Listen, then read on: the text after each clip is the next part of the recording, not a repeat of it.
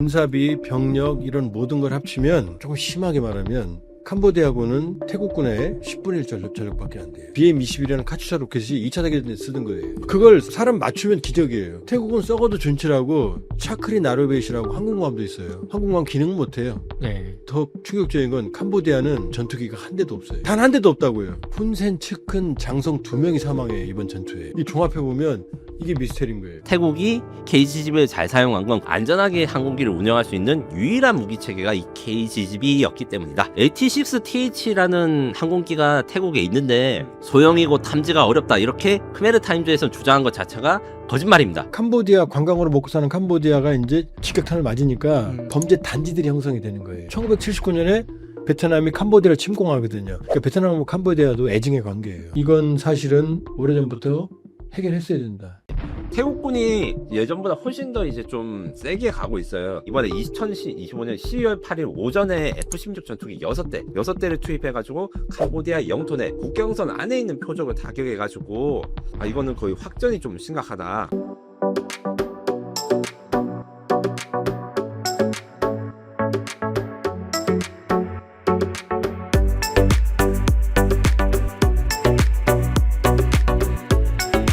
조한범 김민석의 전쟁연구소 시간입니다. 박사님, 기자님 안녕하세요. 네, 안녕하세요. 네, 박사님, 기자님 2025년 7월 태국과 캄보디아 간에 뜬금없이 왜 싸우냐 얘네 왜 전쟁하냐 전투가 일어났는데 상황을 시간대별로 정리를 좀 해주실 수 있을까요? 왜 일어났는지 아세요? 일단 정리는 하기 전에 잘 모르겠어. 갑자기 왜 싸우냐. 김민석의 전쟁연구소 먹고 살라고. 일단 정리해 주세요, 상황. 제 먹고 사는 거랑 관계없이 이 사람들이 왜 먹고 사는지가 사실 관련이 있어가지고 거기에 관련해서는 이제 박사님도 이제 잘 말씀을 하실 것 같고, 기본적으로 이제 무슨 일이 일어났는가부터 먼저 정리하면 7월 24일에 이제 첫 두 나라 간의 첫 교전이 일어나서 캄보디아가 BM-21 카츄샤라고 부르는 다연장 로켓이 있어요. 북한군도 많이 가지고 있는 건데 이걸 사용해가지고 태국을 폭격했는데 여기에 민간인들도 다치고 뭐 편의점도 터지고 그랬다고 해요. 이게 대한 보복으로 태국 공군이 11시에 폭격은 새벽에 일어났고 보복 공격은 11시에 F-16 전투기 6대가 캄보디아의 군사기지를 폭격한 게 24일. 그 다음에 25일부터는 새벽부터 계속 교전하고 태국군이 특히 7개 이상의 캄보디아 기지 전방의 국경지역 초소일뿐만 아니라 후방지역을 공격하기 시작한 다음에 26, 27일에는 또 이제 지금 거의 이제 태국군이 캄보디아군을 밀어붙인 상황. 캄보디아의 7사단장 두옹 솜리앙 소장이 태국군의 그 포격 이스라엘제 야포를 사용해가지고 공격한 것으로 알려져 있고 탐보디아의 사단장이 사망하는 사건까지 가고 여기까지 해서 27일까지 가니까 휴전이 대충 되려고 협의가 됐는데 마지막에 28일 당일 아침에는 이 문제의 파타크라베이 사원, 그러니까 지금 국경 충돌의 원인이 됐던 그 지역에서 계속 교전을 하다가 훈센 경호부대까지 투입돼서 좀 심해지려고 하는데 오후 3시부터 휴전 협상이 진행된 다음에 28일 자정을 기준으로 양측이 전투 행위가 멈추어 있고 지금까지도 일단은 휴전이 된 상태입니다. 박사님, 기자님 이상한 게 이 두 나라가 이전부터 국경 갈등은 좀 있었다고 하는데 이렇게 전쟁까지 할 일인가 싶거든요. 어떤 이유로 싸우고 있는 거예요, 도대체? 인도 파키스탄하고 비슷해요. 왜냐면 인도 파키스탄은 1947년 영국이 떠나면서 국경 문제, 카시미르 지역에 명확한 국경 확장이 안 돼 있기 때문에 문제가 생겼잖아요. 똑같아요. 캄보디아는 프랑스가 점령하고 있었어요. 태국은 사실상 식민지는 피했어요. 태국은. 그래서 태국인들이 자존심이 강해요. 말레이시아 이쪽은 영국이 했고 네. 캄보디아는 프랑스가. 그러면서 그때는 태국은 시암이라는 나라였어요. 시암 왕국. 이 시암 왕국이랑 국경 확정을 위한 협정을 그때 쳐요. 1904년 프랑스랑 하는데 물론 영국이랑도 그 비슷한 시기 했는데 태국이 의도 터졌죠. 힘이 없으니까 뺏겼죠, 많이. 프랑스는 캄보디아를 점령하고 있으니까 캄보디아에게 유리하게 국경선을 확정했을 거 아니에요. 1904년에 프랑스 시암 왕국 간에 캄보디아 영토에 대한 확정 조문이 있어요. 근데 문제는 이 조약을 체결하고 조약문이 있을 거 아니에요? 남아 있어요. 그 다음에 프랑스가 지도를 만들었는데 그 지도는 국경하고 달라요. 이게 의도적으로 했다는 설이 있고 네. 그 다음에 조약과 관계없이 프랑스 지맘이니까 편의대로 지도를 만들었다고 하는 설도 있어요.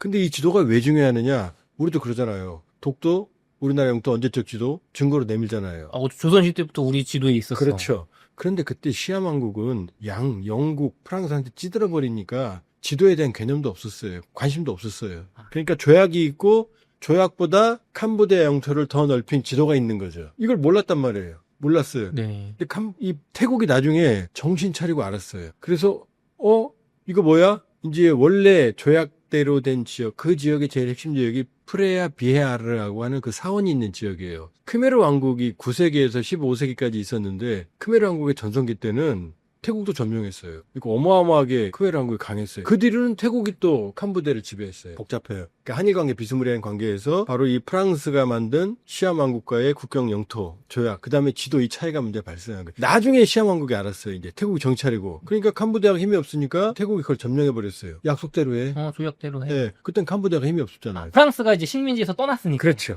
캄보디아 힘이 없잖아요. 태국이 캄보디아의 국력의 4-5배의 최소. 그러니까 나중에 캄보디아가 보니까 지도가 있잖아요. 그래서 국제사법재판소에 제소를 했어요. 이거 보라고 말이야. 이 지도가 있는데 장기간 그 지도에 대해서 말을 안 하면 그 지도를 인정하는 게 돼요. 그래서 국제사법재판소가 이제 그런 거죠. 야, 니네 태국 땅 돌려줘. 이렇게 해서 태국은 울며 겨자 먹기로 땅을 캄보디아 돌려줘야 되는 거죠. 여기까지만 해도 이제 뭐 참을 수 있는데 캄보디아가 이걸 또 세계유산 등재를 시켜버렸어요. 유네스코에. 그러니까 이제 태국이 이제 짜증이 난 거죠. 그러니까 요 지역이 지금 전투가 벌어졌던 프레아 비에아르 사원 지역이 바로 그런 지역이에요. 여기뿐만이 아니고 나머지 지역도 국경이 불명한 지역이 많아요. 이게 산악 지역에 무슨 말뚝을 박은 게 아니잖아요. 그러니까 시료 지배하는 지역, 지도에 나와 있는 지역이 다 달라버리는 거죠. 지금 이 분쟁 지역인 요 지역에서 이제 지금 아까 김 기자께서 말씀하신 이제 캄보디아가 먼저 주레메슬에서 공격했다. 근데 캄보디아 지금 원래 우리 땅이었고 원래 우리 땅이었던 지역에 옛날에 매설된 지역을 태국군이 들어와서 밟았다. 서로 말이 같은 얘기지만 서로 다르게 해석하는 거예요. 그래서 태국군의 사상자가 발생을 하니까 교전이 벌어진 거고 이전에 이미 5월 달에 이미 소규모 충돌이 있었어요. 양측 간에. 그런데 어떤 일이 벌어지냐면 이게 좀 복잡해요. 지금 캄보디아는 훈이라는 집안, 그러니까 지금 상원 의장인 훈센이라는 사람이 1985년부터 2023년까지 해먹다가 해먹은 거죠. 자기 아들한테 대통령 물려줬어요. 독재. 네. 자기 아들한테 총리를 물려줬어요. 그리고 자기는 상원 의장을 물러나니까 상황이죠. 근데 여기서 또 결정적으로 재밌는 게 있어요. 태국하고 캄보디아는 한일 관계처럼 사이가 안 좋단 말이에요. 태국은 또 누가 장악하냐? 탁신이라는 집안이. 탁신 친나와시라고 하는 총리가 2000년대 초반에 나타나서 재밌는 게 탁신의 여동생도 총리가 됐고 이 올해 상반기까지는 탁신의 막내딸이 또 총리를 했어요. 태국은 군사 쿠데타의 나라인 거 알죠? 성공한 것만 20번, 안 한 거 한테는 30번이에요. 몇 번 한지도 몰라요. 탁신이 나왔을 때는 탁신의 이 장기는 뭐냐? 서민 행보, 서민 코스프레. 서민도 아니에요, 재벌이에요. 서민들 친서민 정책을 하면서 태국 왕실과 태국 군부하고 대립을 했어요. 탁신의 힘은 민중, 그 다음에 이쪽 그 왕실과 군부는 기득권. 이렇게 또 하니까 군부의 쿠데타에 의해서 탁신이 쫓겨나요. 해외에 나가 있을 때 군부가 쿠데타를 일으켜요. 그러니까 탁신이 어떻게 캄보디아 훈센한테 가서 거기서 망명 생활을 해요. 국가 사이가 안 좋은. 그러니까 우리나라 지금 일본 간 거 아니야? 예, 캄보디아를 해먹는 훈센과 이 탁신 가문은 탁신은 이게 된 거예요. 혈연한 관계가. 자, 여기 이 얘기를 왜 말씀드리냐? 탁신 집안하고 훈센 집안하고 친해졌을 거 아니에요. 그러니까 올해 5월 달에 태국군하고 캄보디아하고 충돌하니까 탁신의 딸 페통탄 친나와시라는 총리가 훈센한테 전화를 걸어요. 전화를 걸은 내용을 최근에 훈센이 까발렸어요. 지금 들어보세요. 얘기 너무 재밌어요. 그랬더니 그 전화 내용에 까발린 내용이 뭐라고 되어 있느냐? 페통탄 친나와시 훈센한테 삼촌이라고 불러요. 삼촌 그러면서 이제 아빠랑 친했으니까 큰아버지처럼 친했을 거 아니에요. 그러면서 그 다음이 중요해요. 삼촌이라고 부르는 것도 문제인데 지금 문제는 말이야. 우리 태국군 이군사령관이 그때 그 현장의 지휘관이었거든요. 얘가 문제야. 삼촌은 잘못 없어. 이 얘기가 통화가 나와버린 거예요. 그러니까 안 그래도 군부는 탁신 집안이 미운데 이게 공개됐으니 어떻게 태국 국민들이 지금 분노하고 있어. 그래서 총리 직무 자격 정지를 시킨 상황이에요. 태국 국민들의 캄보디아에 대한 반감이 어마어마하게 커졌을 거 아니에요. 이 상태에서 지뢰매설 사건이 이제 터지니까 태국이 이제 막 화가 나는 거죠. 그러니까 이게 지금 왜 훈센이 지금 자기 절친인 탁신 딸한테 불리한 내용을 공개한 거잖아요. 그쵸. 왜 공개했느냐? 두 번째, 공개한 다음에 지금 탁신 총리 딸은 지금 탄핵받아서 직무가 정지된 상황인데 왜 또 공격을 해갖고 태국을 자극했느냐? 그쵸. 이게 지금 수수께끼예요. 그러게 말씀만 들으면은 절친의 딸이니까 그 딸도 우리 전쟁하지 말자 그 얘기잖아요 지금. 그럼요. 왜 까발렸냔 말이에요. 여기서 또 하나 캄보디아 군과 태국군은 체급이 달라요. 군사비, 병력 이런 모든 걸 합치면 조금 심하게 말하면 캄보디아군은 태국군의 10분의 1 전력밖에 안 돼요. 뭐 5분의 1 정도 객관적으로 한다. 실제로 보면 10분의 아까 말했던 BM-21이라는 카츄샤 로켓이 2차 대결 때 쓰던 거예요. 그걸 사람 맞추면 기적이에요. 태국은 썩어도 준치라고 차크리 나르벳이라고 항공모함도 있어요. 항공모함 기능은 못해요. 네. 더 충격적인 건 캄보디아는 전투기가 한 대도 없어요. 단 한 대도 없다고요. 이 종합해보면 너무 말이 안 되잖아요. 아니 절친을 왜 괴롭히며 절친 딸을 탄핵까지 갈 정도인데 왜 공개했으며 그 다음에 게임도 안 되는데 왜 먼저 도발했으며 그러게요. 그 다음에 전쟁이 일어나고 나니까 캄보디아가 사자성이 빌어요. 아, 참. 제발 휴전하자고. 어느 정도냐면 아까 훈센 경호부대 했죠. 훈센 측은 장성 2명이 사망해 이번 전투에. 말도 안 되는 거죠. 아니 몇 명 전투병력 수십 명 사망하는데 그중에 캄보디아 장성 2명이 껴있다는 게 말이 돼요? 이 종합해보면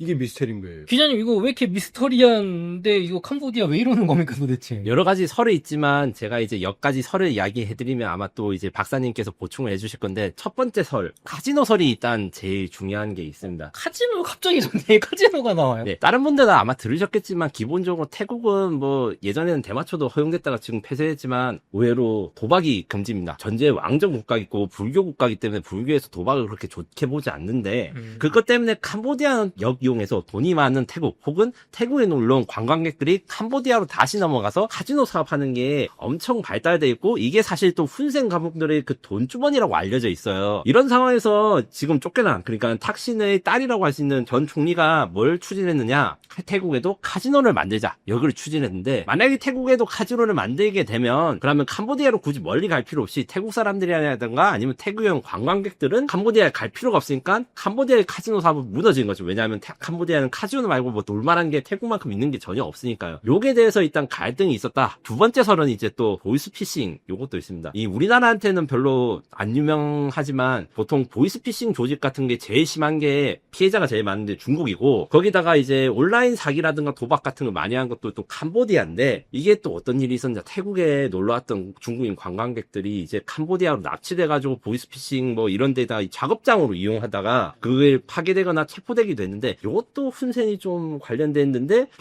훈센의 밥벌이를 태국 탁신 가문 쪽의 그 총리라든가 정치 세력들이 잡아먹었다. 이런 의혹들인데 훈센이 나는 뭐 때문에 전쟁했다 이렇게 말을 하지 않았기 때문에 우리는 지금 이렇게 의혹을 제기할 수밖에 없지만 결국에는 요것 때문에 어쨌든 훈센 가문과 탁신 가문이 갈라진 건 사실이고 훈센 가문은 군부를 오히려 이제 좀 더 높이는 거를 받고 그 다음에 탁신 가문을 쫓아내기 위해서 자신들의 국경이나 이런 게 피해가 보는 것을 감수했다는 보는 시각도 있고 이에 달리 이제 훈센 쪽이 그래도 이제 훈센 쪽이 자기들이 그 자원이라든가 군대가 부족해도 이거는 못 참겠다면서 나섰다 이런 상반된 시각이 있습니다. 박사님 말씀만 들어보면 심도 약한 캄보디아 훈센 총리가 뭐 자기 사익을 위해서 괜히 지금 나라를 위험에 빠뜨린 거 아닌가요? 훈센이라는 인물에 대해서 우리가 알아야 되는 게 원래 크메르 루즈예요. 킬링필드. 폴포트 정권. 간략하게 배경만 좀 말씀해 주시죠. 그러니까 젊은 분들은 잘 모르시니까.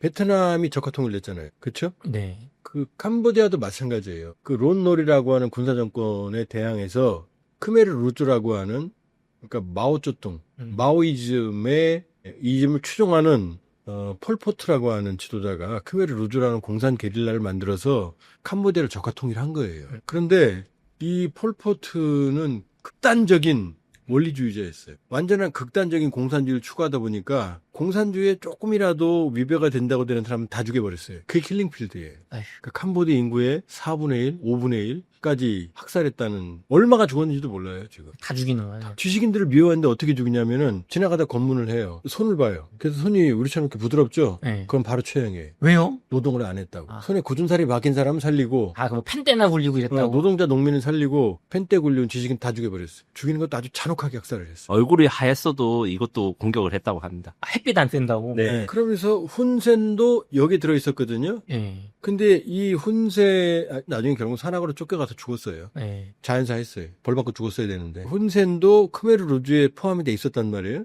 근데 크메르 루즈가 캄보디아인들만 학살한 게 아니고 캄보디아 민간인만 아내도 숙청을 시작했어요. 그러면서 이 훈센은 튀어요. 베트남으로 튀어요. 베트남으로. 베트남이 결국은 보다가 캄보디아의 국경 분쟁을 빌미로 베트남이 캄보디아를 침공해서 점령을 해요, 완전히. 그러면서 캄보디아 이 인호들로서 베트남에 망명해 있던 사람들이 개선장군으로 들어옵니다. 그때 훈센이. 그러면서 그때부터 훈센은 승승장구를 해요. 캄보디아는 왕조가 있는 거 알죠? 아, 그래요? 왕이 있어요. 왕실이 있어요. 지금도 있습니다. 지금도 예. 있어요. 캄보디아는 왕실이 있지만 왕실은 실권이 없어요. 맞아요. 뉴스에서 왕실 얘기는 들어본 적이 없어요. 찾아보시면 캄보디아 왕실의 공주님이 한국의 케이팝 아이돌 데뷔하고 싶으시다 해가지고 뮤지션 모은 게 있습니다. 훌륭하신 분이군요. 폴포트를 쫓아내고 새로운 정부를 수립했을 거 아니에요? 네. 여기서 이제 훈센은 승승장구예요. 93년의 선거에서 훈센계가 집니다. 지니까 훈센이 97년에 제2총리로 밀려내고 제1총리는 이제 정적에게 밀려나요. 이 정적이 캄보디아 왕자예요. 왕자예요. 훈센은 97년에 드디어 쿠데타를 일으킵니다. 쿠데타를 일으켜서 그거 아주 끔찍했어요. 그 반대 진영에 있는 저항하는 사람들을 처형하는데 시신을 절단하거나 잡수하거나 불태워 죽이거나 고문해 죽이 그러면서 훈센이 아주 악명 높은 그때 어마어마한 악명을 얻어요. 그러면서 훈센 천하가 된 거죠. 2023년까지 집권을 하다가 이제 아들한테 물려줍니다. 훈마넷이라고. 여기는 훈씨 집안, 저쪽은 탁신 집안. 네. 문제는 이 훈마넷이 아버지만한 인물이 이대는 못 가잖아요. 그러니까 무색무취한 거예요. 독지 카리스마가 없어요. 첫 번째. 그다음에 두 번째 아까 카지노 산업 얘기했는데 이 캄보디아의 문제가 뭐냐면은 GDP의 절반이 사행산업이에요. 카지노. 아니면 이건 그나마 합법적인 거고. 온라인 범죄, 스캠 범죄의 온상이에요. 아휴. 그러니까 근데 이게 문제가 유엔까지도 언급이 돼가지고 이걸 방치할 수가 없어요 지금. 아, 그러니까 훈마넷이 이 사행산업의 범죄적 왜냐? 아까 말씀드렸잖아요. 중국 사람들 붙잡아다가 태국 사람 붙잡아다가 이러니까 전 세계가 이제 캄보디아를 압박을 하기 시작하는 거예요. 막 인신매매하고 보이스피싱 하는 거예요. 전 세계. 참고로 태국은 미국과 동맹이고 군사 동맹이고 캄보디아는 친중 국가예요. 그러니까 친중인 중국까지도 섬기려는 거죠. 우리 사람들 잡아다가 그러니까 지금 캄보디아 국내 정정이 상당히 불안해요. 훈마넷도 흔들리고 그러니까 이런 상황에서 국경 분쟁이 터지니까 캄보디아 국민들이 이제 국뽕 이제 캄보디아 국민 애국심 왜 태국하고 왼수니까 네. 이 가능성이 있지 않느냐. 그러니까 이걸로 이제 캄보디아 민족주의를 제고했는데 실제로 전투에 붙으니까 어떻게 돼요? 코프 터지잖아요. 그쵸. 게임이 안 되니까 일단. 그러니까 사고는 쳐놓고 나서 맨날 이제 빨리 휴산하자고 막 애골복골하고 다닌 거죠. 이게 참 일어나지 않아도 될 전쟁이 지금 어떻게 보면 순씨 집안의 욕심 때문에 괜히 일어난 것 같은데 그러면은 뭐 박사님 기자님 이게 좀 이제 휴전으로 되는 분위기입니까? 그럼 이제 뭐 끝나는 분위기인가요 이거? 휴전을 했는데 네. 자 29일날 휴전했죠. 네. 자 이게 또 트럼프가 여기 또 개입을 해요. 트럼프가요? 네. 중국도 개입을 하고 트럼프도 개입을 했는데 트럼프가 재밌는 게 말레이시아는 이번에 관세협정에서 깎아줬어요. 25%인데 협상도 안 했는데 19%로 깎아줬어요. 아니 우리는 지금 4,500원 네. 깎아가지고 난리인데. 근데 그 주요한 이유 중에 하나가 뭐냐면 네. 물론 아직도 들어봐야 돼요. 네. 멕시코는 갑자기 90일 유예해줬고 어. 트럼프 탔고 안 한다고 그러더니 네. 뭐 복잡한데 그 이유 중에 하나를 추정을 해보면 이 캄보디아와 태국의 휴전을 말레이시아가 중재했거든요. 그래서 지금 뒷설 중에 하나가 트럼프가 말레이시아한테 네가 중재해 그럼 내가 관세 깎아줄게. 아. 요런 설이 있어요. 요런 설이 있어요. 그래서 일단 말레이시아 중재로 29일날 휴전을 했는데 그건 캄보디아가 이제 애골복골 더. 근데 태국은 전쟁을 더 하고 싶어요. 왜 그런지 알아요? 그 땅 이 기회에 한번 뺐자는 거 아니요. 또 여기도 또 태국도 안 해 얘기했잖아. 엉망이잖아요. 지금. 네. 자, 훈세는 대중적 지지를 기반으로 하니까 군부가 막 건드리기 어려워요. 여기도 복잡해요. 돌아오면서. 근데 아직도 탁신 딸이 완전히 사라진 게 아니에요. 또 웃긴 게 문화부 장관 직함을 가지고 있어요. 총리부터 문화부 장관 겸직했거든요. 언제든 탁신 집안은 살아날 수 있단 말이에요. 농촌에 있는 농민들 지지가 크거든요. 이 마음을 사로잡았으니까. 네. 그 군부 입장에서는 지금 이 기회가 좋은 거예요. 왜 태국 국뽕. 그럼 군부에 대한 지지도가 어떻게 돼요? 쫙 올라갈 거 아니에요. 그쵸. 그러니까 태국 군부는 전쟁을 계속하고 싶어 해요. 아, 이 기회에 지지 얻어서 저 탁신 집안 싹 쓸어버려. 그러니까 태국 군부는 이걸 바탕으로 전쟁을 하고 전과가 계속 올라가면 네. 이 농민들과 서민들의 지지 기반을 가진 탁신이 고개를 드는 거. 안 그래도 그 딸내미가 사고 쳤잖아요. 맞아요. 훈센한테 삼촌 얘기하면서 우리 군인이 나빠 막 이랬으니까 태국 국민들이 지금 열받았잖아요. 민족 배신자죠. 그렇죠. 네. 그 태국 군부는 언제든 더 하고 싶어 해요. 네. 근데 캄보디아는 지금 이 며칠 격전으로 장군이 심지어 중장까지 사망했어요. 훈센 측근까지. 그것도 너무나 웃긴 게 작전을 독려하려고 전선에서 중장이 독려하다가 태국군 박격포에 사망을 했대. 이거 말도 안 되는 거거든 전선에서는. 이게 기자님 있을 수 없는 일인가요, 작전적으로? 아, 충분히 있을 수 있는 일이고, 왜 이런다면, 그러니까 허접한 군대의 비극인데, 만약에 대한민국이나 북한군 같이 몇십 년 동안 전쟁만 하고 준비하고 간 군대 같은 경우에는 대포병 레이더 혹은 정찰 장비로 해가지고 뭐 이런 지휘관들이 오기 전에 뭐 적 진지가 어떻게 되는지, 포를 쐈는지 이런 것들에 대해서 캄보디아군이 알 수 있었는데, 캄보디아군은 그런 장비가 없어요. 없다 보니까 이렇게 이제, 그리고 없다 보니까 이렇게 공격이 취약하고, 그리고 이번에 또 우크라이나 전쟁처럼 드론이 잘 사용돼서 태국이 단순히 무기만 잘 사용한 게 아니라 드론을 활용해가지고 폭격을 하고 이런 거고, 그 정보를 획득하고, 원래는 어떻게 이야기를 했냐면, 우크라이나는 평야 지방이고 얘들은 넓으니까 뭐 잘 그 드론이 작동될 수 있는 거고, 아이고 숲이나 밀림 속에서 그게 잘 작동되겠어 했는데, 이번에 태국이 그걸 잘 작동되었고, 웃긴 게 또 그 태국이 사용했던 드론들은 또 중국제예요. 야, 이 희한한 일이 됩니다. 예. 태국이 잘한 게 아니고 캄보디아가 못한 거예요. 정글이면 드론을 피할 수 있는 은폐은폐가 얼마든 가능해요. 그렇죠. 근데 이 탄약고나 지휘부를 그냥 노출시킨 거예요. 그러니까 드론전에 대한 개념이 없었던 거예요. 그러니까 지금 현대전은 우리가 주목해야 되는 게 드론이 중요한 게 하드웨어가 중요한 게 아니라 드론을 체계에 통합하고 전략전술적으로 어떻게 쓰는지가 제일 중요한 거예요. 그게 이제 예를 들면 2차 세계대전 때 전차가 처음 나왔지만 보조 개념을 생각했거든요. 네. 자, 2차 세계대전 때 항공모함은 보조 개념이었거든요. 그걸 일본 진주반에 쓰고. 그러니까 캄보디아는 세상에 고정익 전투기가 없는 게 어디 있어요. 보유하지 않은 이유가 뭔지 아세요? 혼세는 논리가? 돈이 고정익이 없어도 네. 방공망만 탁질하면 된다. 지대공 미사일로 그렇죠. 다 막을 수 있다. 네, 가난한 나라가 지도공사일이 어디 있어요? 두 번째, 항공기계로 아무리 때려도 육군이 가서 점령해 이긴다. 그러니까 항공기가 필요 없다. 이렇게 무식한 논리를 내세운 거예요. 그 왜 내섰느냐? 제가 보기엔 돈 아끼려고. 돈 아낄. 아껴서 주머니에 넣으려고. 원래 미그 21 팬대가 있었어요. 저 비행기 쏟네요. 다 근데 도태시킨 거예요. 이번 전쟁에 태국이 잘했다기보다 태국은 기본이다. 태국이 잘한 게 아니에요. 캄보디아가 워낙 정말 당나라 군대였다. 어떻게 중장이 앞에 나가 권총 들고 별 3개짜리가 지금 지휘를 합니까? 바보 같은지. 기자님, 지난번에 조한범 박사님하고 인터뷰에서 저랑 얘기하실 때 태국이 캄보디아와의 전쟁에서 KGB 폭탄을 사용했다고 말씀을 해주셨거든요. 시청자분들을 제가 댓글을 보다 보니까 KGB는 왜 태국 공군이 사용한 거냐, 그리고 궁금한 점이 많다, 좀 더 설명해달라, 이런 의견이 많이 있었습니다. 캄보디아랑 태국 간의 그 전투에 대해서 좀 보충할 게 있는데, 태국이 캄보디아를 공격했을 때 첫날에는 우리 KGB를 사용하지 않았어요. F-16을 사용해서 레이저 유도 폭탄이라는 걸 썼는데, 이 레이저 유도 폭탄을 어떤 유튜브에서는 뭐 미국산 GBU-15 이런 걸 사용했다는데, 그거는 이제 사실과 다르고요. 사실은 이스라엘의 엘빗이라는 방산회사, 여기 주가가 또 장난이 아닙니다. 여기에서 만든 리자드, 그러니까 도마뱀이라는 그 레이저 유도 폭탄을 핸들 사용해서 공습을 했어요.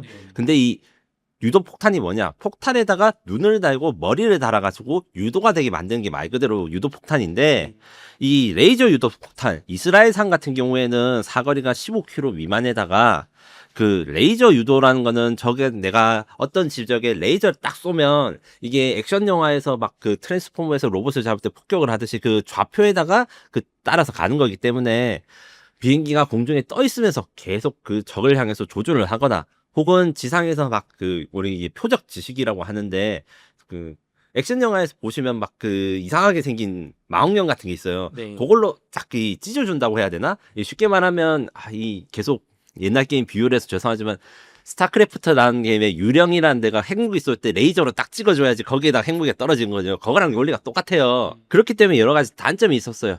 첫날에는 그 태국 공군 입장에서 요걸로도 해결이 된다고 생각했지만, 캄보디아 언론이나 캄보디아에서는 그러면 다음번 공격 때는 이 F-16을 격추할 수 있겠다, 이런 말이 나왔기 때문에 KGB가 나온 거예요. 무슨 말이냐?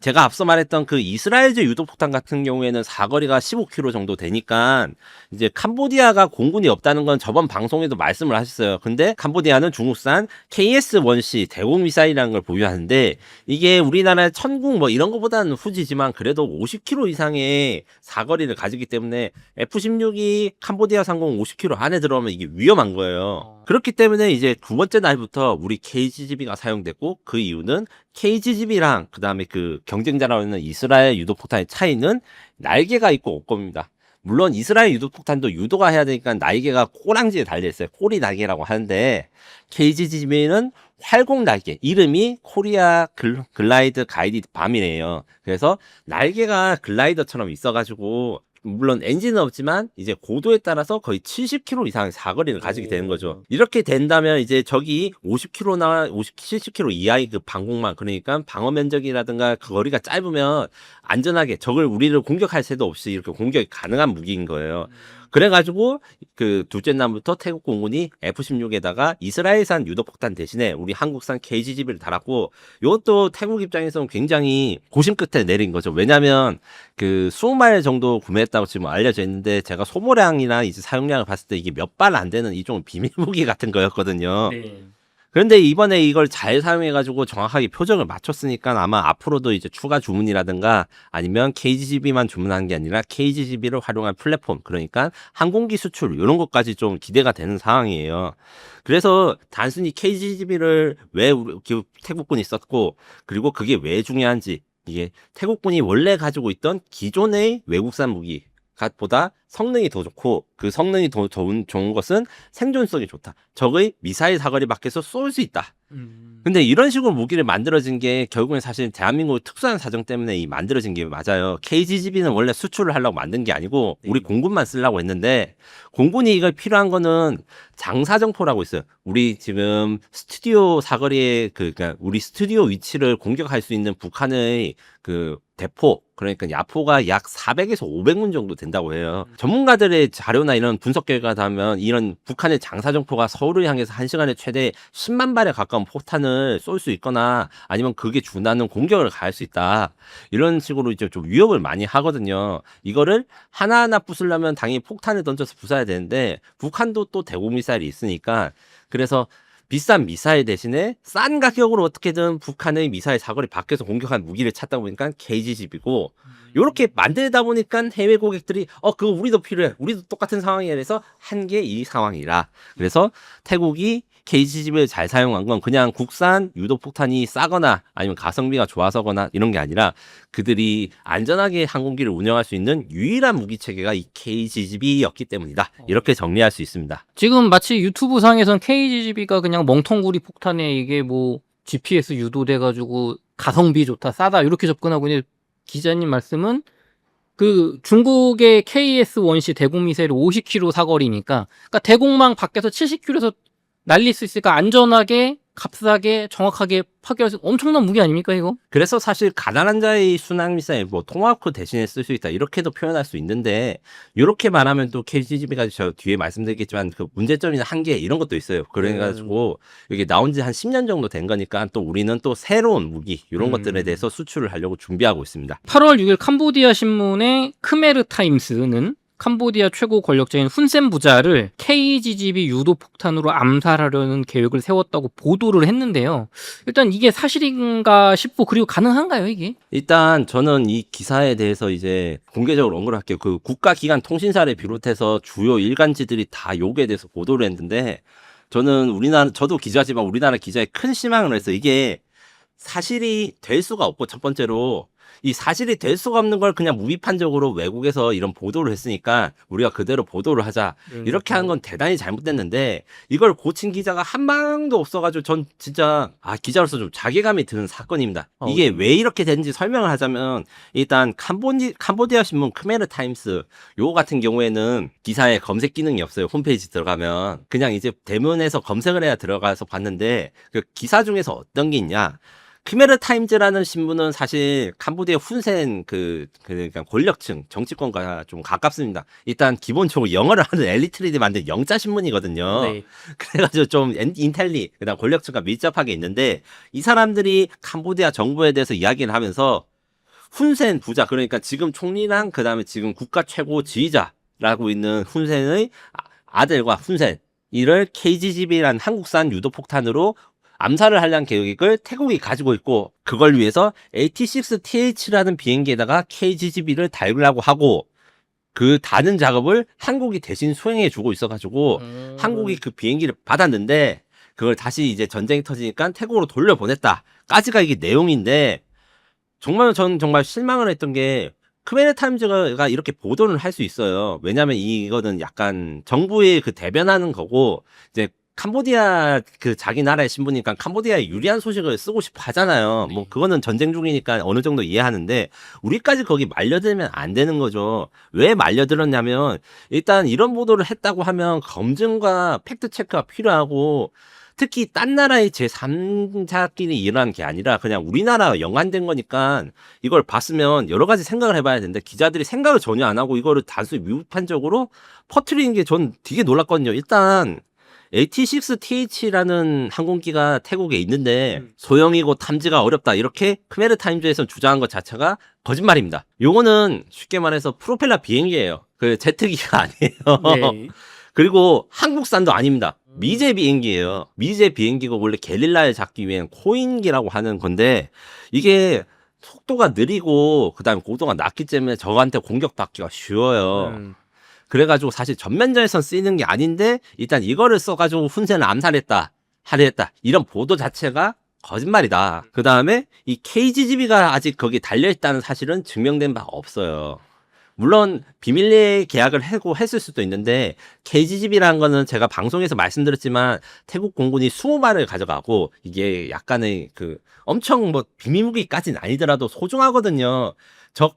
캄보디아 공군의 그 대공미사일 사거리 밖에서 공격할 수 있는 몇 안 되는 무기고 20발밖에 없는데 이걸 프로펠러 비행기에다 실겠어요? 아니면 제트기에다 실겠어요? 당연히 제트기가 더 낫죠. 더 빠르고 그다음에 더 정밀하게 공격할 수 있고 거기다가 KGB가 제가 코리아 글라이드 가이던스 밤 그러니까 한국형 활공 유도 포탄인데 활공의 특징이 뭐냐면 엔진이 없으니까 발사하는 고도에 따라서 사거리가 달라집니다. 아, 높은 데서 떨어뜨려야 멀리 간다. 예, 당연히 그게 기본적으로 누구나 다 생각할 수 있는 거잖아요. 그래서 프로펠러 비행기로 KGB를 사용할 수는 있는데 사용하게 되면 사거리가 짧아져요. 우리가 지금 왜 태국이 KGB를 사용했냐? 캄보디아의 미사일 방어막을 피하기 위해서 사용했는데 그러면 낮은 고도에서 발사하면 피할 수가 없단 말이에요. 그리고 요게 대해서 자료가 어디 있냐 하는데 이 자료 같은 것도 AT6TH라는 게 그 KGB를 결합하는 작업을 위해서 한국에 그 비행기가 왔다는데 온 적이 없어요. 완전 가짜 뉴스네요 지금. 예, 그리고 그 온 적이 없는 건 사실 저 같은 뭐 솔직히 말해서 학구 기자 말고 좀 잘 나가신 분들은 그냥 전화 한 통만 걸어가지고 우리 회사한테 이야기하고 확인하면 다 팩트체가 되는데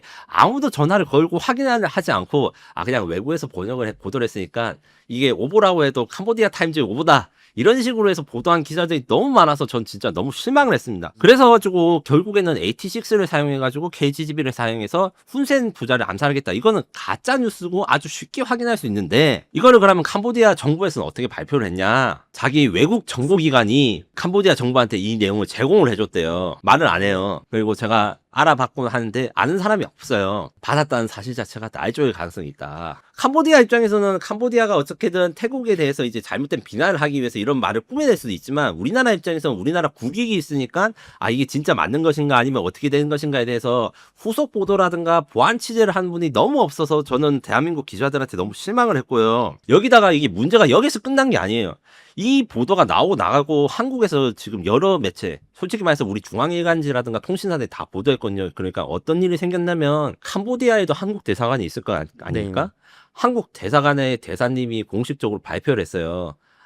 우리는 AT6-6TH의 KGB 미사일을 공급한 적이 없다. 캄보디아 대사가 공식 발표할 정도로 사건이 좀 비하가 된 거죠. 그렇죠. 왜냐하면 이게 지금 이 말대로 한국 언론들도 막 보도를 하니까 한국이 태국을 위해서 지금 전쟁에 직접적으로 개입해서 도와주고 있는 걸로 보여지잖아요. 그게 아니고 그다음에 우리나라는 사실 전쟁 중인 국가한테는 무기를 수출하지 않는데 전쟁이 아니었을 때 그러니까 캄보디아 태국에 충돌이 없을 때 수출한 물량이니까 이건 전혀 문제가 되지 않거든요. 근데 캄보디아 일부 권력층들이 이 전쟁에 대해서 책임을 돌리거나 아니면 남 탓을 하려고 한 가짜 뉴스를 무비판적으로 수용하고 판매를 하고 하니까 원래라면 이게 한국에서 이제 이런 팩트 체크란 기사가 있었으면 캄보디아에 있는 한국 대사관이 이런 식으로 공식 보도자를 내서 우리가 이제 이렇게 보도한 거가 사실이 다르다 이런 성명을 내지 않아도 한국에서 이게 다 증거로 반박이 됐으면 캄보디아 사람도 다 검색을 하거나 인터넷에 SNS에 올리거든요.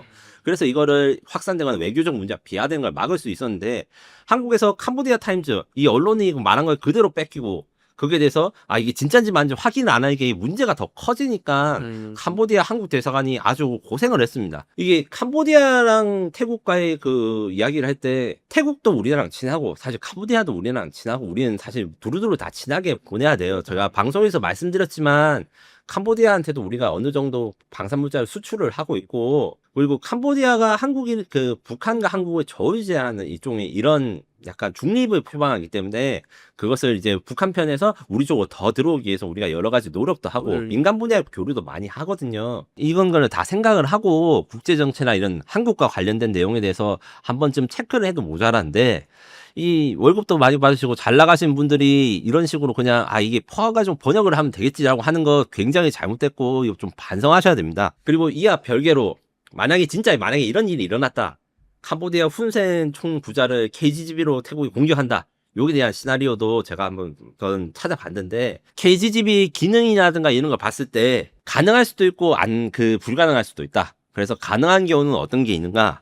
훈센 부자들이 뭐 방에 머물러 있거나 뭐 회의를 하고 있거나 이럴 경우에는 캄보디아가 그렇게까지 뭐 방어된 시설이나 이런 것들이 크게 없어요. 그렇기 때문에 뭐 태국이 그들의 회의 장소라든가 이런 걸 알고 있으면 KGB로 공습이 가능한데, 만약에 이 훈센 부자나 이런 사람 VIP들이 차를 타고 이동 중이면 KGB로 공격이 불가능합니다. KGB가 말씀하신 대로 이제 가성비가 좋은 이유는 GPS를 사용해가지고 유도를 하기 때문에, GPS의 특징은 좌표를 따서 이 좌표로 KGB 폭탄을 가라고 명령을 할 수 있는데, 야 거기에 없어졌으니까 딴 데로 가, 요게 어려워요.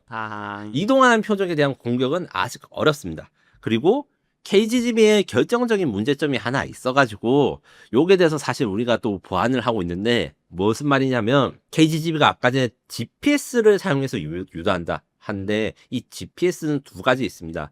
군용과 민수용.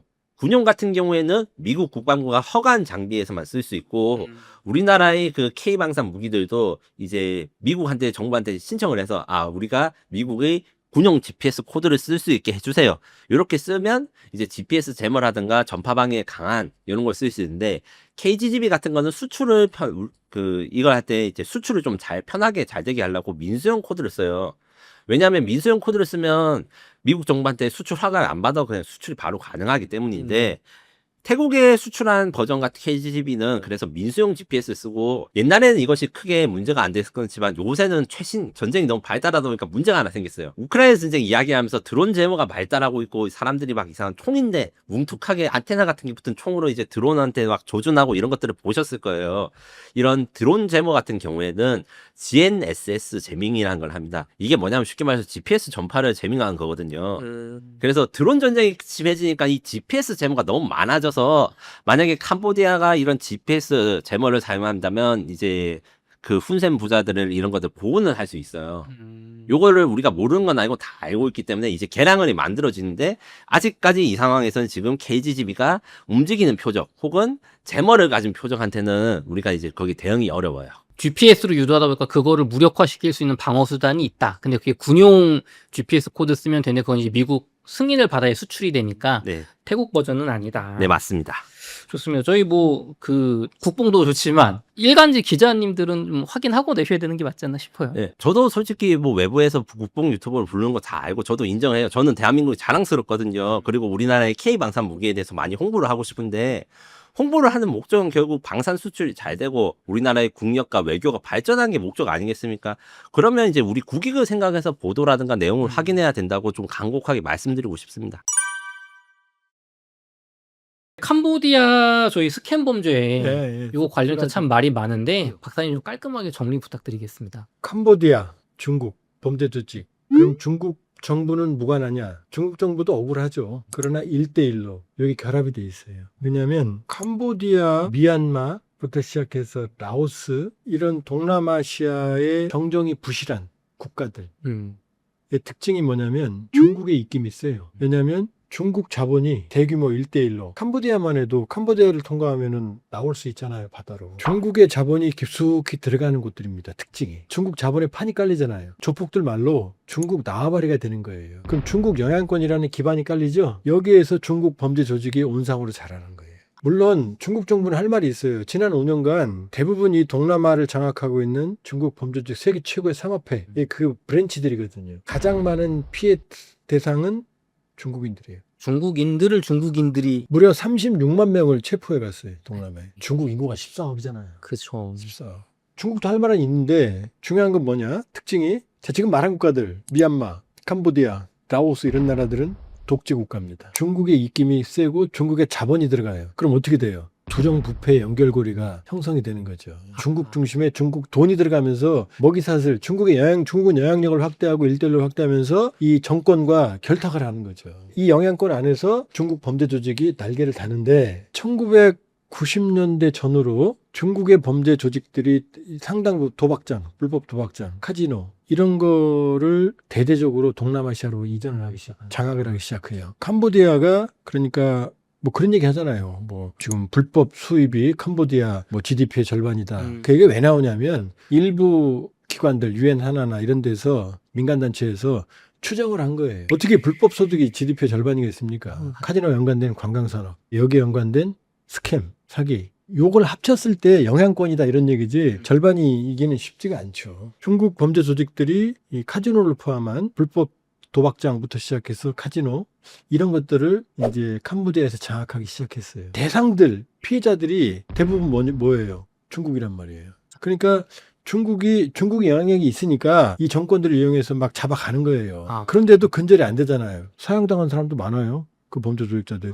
중국은 사형시키잖아요. 중국 정부는 나름대로 그 삼합회를 뿌리를 뽑으려고 왜냐면 중국인들을 잡아가서 막 인신매매하니까. 중국인이 피해가 무한정 커지니까. 중요한 건 중국이 깔아놓은 판이란 말이죠. 그게 1대1로. 독재 정권과 중국과의 결탁. 먹이 사슬 고리 위에서 범죄 조직들이 중국 그 편말 걸려 있잖아요. 캄보디아도 보면 시아노크빌 같은 데 보면. 그런 상황인데 결정적으로 캄보디아에 대한 압박을 가하는 거죠. 중국이. 그러니까 중국이 캄보디아가 불법 도박장 이런 것들이 한계를 느끼기 시작하고 2019년부터 그걸 중단합니다. 그러니까 2019년에 또 뭐가 터져요? 코로나가 터지잖아요. 그쵸, 코로나. 그러니까 여행 가서 도박하고 카지노하고 사람들 착취하고 하는 뭐 이런 구조가 온라인으로 옮겨가는 거예요. 사람들이 관광을 뭐 안 오니까. 마침 캄보디아 관광으로 먹고 사는 캄보디아가 이제 직격탄을 맞으니까 그러니까 거대한 웬치라고 그러죠. 컴파운드. 범죄 단지들이 형성이 되는 거예요. 미국 국무부는 50개, 60개, 민간단체는 350개의 컴파운드. 단지만 잡거든요. 그게 캄보디아의 정권에 비호가 없이 가능하겠어요? 말도 안 되죠. 말도 안 되는 얘기죠. 경찰 가면 다 싹 쓸어버릴 텐데. 이 정점에는 훈센, 성이 훈 씨예요. 네. 아버지는 훈센, 아들은 훈 마네트인데 네. 훈센이 85년부터 훈센은 누구냐? 크메르 루즈. 킬링필드 멤버였어요. 크메르 루즈하고 갈등을 겪으면서 베트남으로 도망가요. 1979년에 베트남이 캄보디아를 침공하거든요. 그러니까 베트남과 캄보디아도 애증의 관계예요. 그때 훈센이 캄보디아로 돌아와서 30대부터 이제 두각을 나타나기 시작을 해요. 사실상 85년부터 캄보디아를 지배합니다. 지금 몇 년이에요? 40년 해먹었죠. 40년이죠. 2023년에 아들한테 총리를 물려주고 자기는 상황으로 상원 의장을 옮겨갔는데 여전히 훈센이 최고 실력자예요. 훈센이 얼마나 잔인한 인물이냐면 원래 캄보디아는 지금도 국왕이 있어요. 노로돔 시아모니라는 친구인데 네. 사람인데 친구가 아니라 네, 국왕님이시죠. 네, 국왕이죠. 왕은. 근데 바지 국왕이죠. 실권은 훈센이 가지고 있죠. 캄보디아는 국왕을 선출을 국왕이 결정 안 해요. 국왕 선출위원회라는 게 있는데 그걸 훈센이 장악해요. 국왕은 핏줄로 내려오는 아니에요. 그 집안에 임명하는 건 훈센이 집안이에요. 9명으로 구성된 국왕 선출위원회 훈센이 지명을 해요. 그걸 장악하고 있어요. 그러니까 노로돔 집안이 노로돔 시아노쿠 국왕이 상징적인 인물이에요. 노로돔 시아노쿠는 상당히 영향력이 컸어요. 노로돔 시아노쿠가 죽고 나니까 훈센이 이제 노로돔 시아모니 임명을 한 거예요. 노로돔 시아노쿠의 아들 중에 제일 영향력 있는 인물이 노로돔 라나리드라고 있어요. 이 사람은 훈신팩당을 결성을 해서 왕을 거부하고 본인이 정치에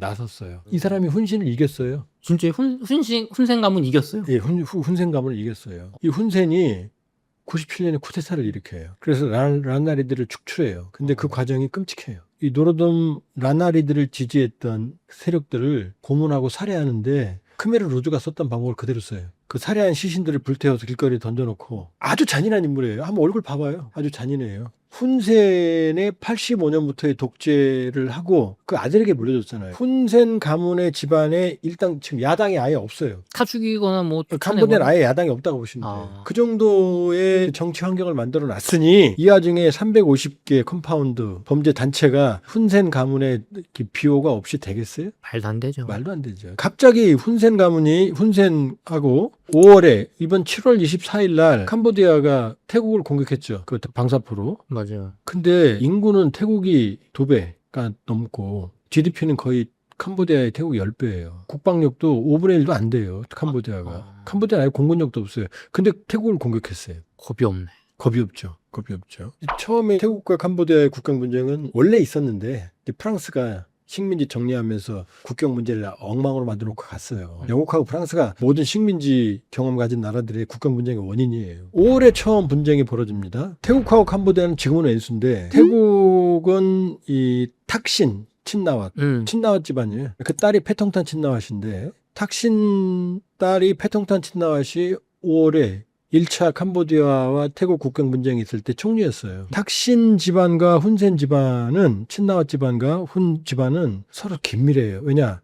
태국은 또 얘기 복잡한데 태국은 또 군부 쿠데타의 나라잖아요. 군부와 탁신 가문 간의 이 두 양대 정치 세력이에요. 군부가 쿠데타를 일으키고 탁신이 캄보디아로 도망가요. 그랬을 때 훈센이 뒤를 봐주거든요. 훈센과 탁신 집안은 그러니까 패통탄 친나왓이 탁신의 딸이죠. 네. 총리할 때 훈센 보고 삼촌이라고 불렀어요. 그때 5월 달에 처음에 국경 분쟁이 있을 때 패통탄 친나왓이 탁신한테 전화를 걸었는데 그걸 훈센이 녹음을 해요. 녹음을 했는데 그걸 공개해요. 그렇게 친한데 뭐라고 거기서 삼촌 이런 얘기가 나왔고 그다음에 그 당시 태국 이군사령관이 국경사령관이었는데 그 사람을 비난해요. 자기 군을 총리가 자기 군이 네, 그러면서 삼촌 그 사람이 문제야. 내가 잘 걔가 해결할게. 뻘짓해서 지금 네, 분쟁 난 거야. 네. 근데 그거를 훈센이 공개를 해요. 이걸 왜 공개하면 안 되잖아요. 자기 조카 같은 애인데 그 사람인데 왜 공개하느냐. 그다음에 두 번째 그래서 탁신 패통탄 친나왓은 그게 공개가 되면서 총리직을 정지당했고 결국 해임이 돼요.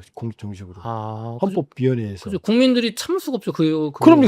우리 같으면 그 일본하고 통화했는데 그랬다고 생각해봐요. 우리 그 독도 경비대장의 문제 막 이런 얘기한 거죠. 그렇죠. 그거하고 비슷한 거예요. 그런데 자, 이 사태가 벌어져요. 패통탄이 위기에 빠졌는데 또 7월 24일 날 로켓포를 쏴요. 태국한테. 그러다 뒤지게 얻어맞아요. 4일 동안. 그래서 막 애걸복걸해서 이제 사실은 휴전을 합니다. 그럼 이해가 안 되잖아요. 왜 그렇게 친한 훈센이 조카 같은 패통탄 친나왓을 탁신 친나왓의 딸을 공경에 빠뜨리고 왜 겁대가리 없이 겁도 없이 태국을 공격했을까요? 맞아요. 그게 이 사양 산업과 관계가 있어요. 캄보디아 카지노의 최대 고객 중에 하나가 태국이거든요. 태국이 자체에서 카지노 산업을 육성시켜서 이걸 흡수하려고 그래요. 예전엔 태국이 그냥 관광하러 캄보디아 갔는데 네. 그러니까 훈센은 여기서 돌아버린 거죠. 그래서 겁도 없이 치는 거고 또 하나는 더 큰 원인은 뭐냐면 태국을 왜 상대로 삼았냐 그 점이 있고 원래 영토 분쟁 한일 관계보다 더하니까 또 하나는 드디어 캄보디아 스캠은 이게 시작이 아니에요. 이미 오래전부터 터지고 있었어요. 우리 방송사에서 여러 번 공개했어요. 이번에 참 안타깝게 유명을 달리한 그 학생분 때문에 이게 그분의 희생으로 이게 더 커져서 알려진 거지. 그 전에도 계속 보도가 나왔어요. 중국이 5년 동안 36만 명을 잡아갔다고 그랬잖아요. 그러면서 캄보디아를 대대적으로 두들겨 팼어요. 네, 똑바로 안 해? 그러니까 캄보디아가 이쪽 스캠 산업을 그러니까 스캠 뭐예요? 로맨싱 스캠, 보이스피싱, 투자 사기 이 세 가지거든요.